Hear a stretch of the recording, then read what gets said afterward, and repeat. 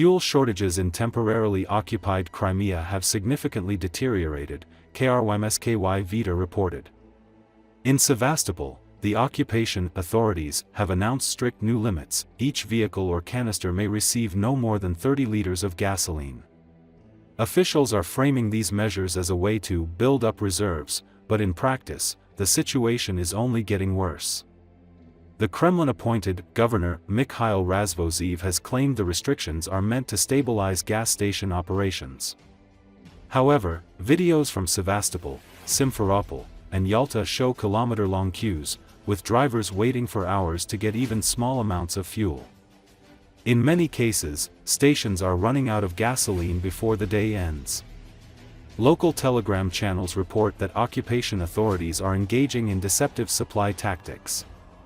A single tanker truck is split between multiple stations to create the illusion of availability across different locations. In reality, each station receives only minimal quantities that fall far short of rising demand.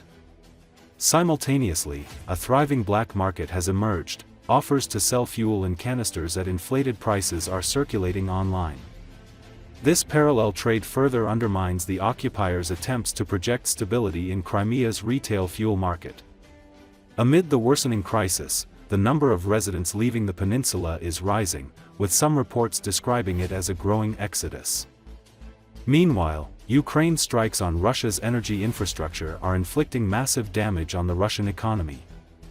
According to The Sun, Ukrainian operations have caused an estimated $100 billion in losses by targeting key oil and gas facilities.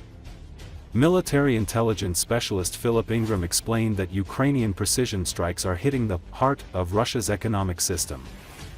He described how long-range drones, capable of flying over 1,000 kilometers, are transforming Russia's extensive oil and gas network into a chain of hellfire. Ingram called the strategy a bold but brilliant move that aims to make ordinary Russians feel the realities of the war.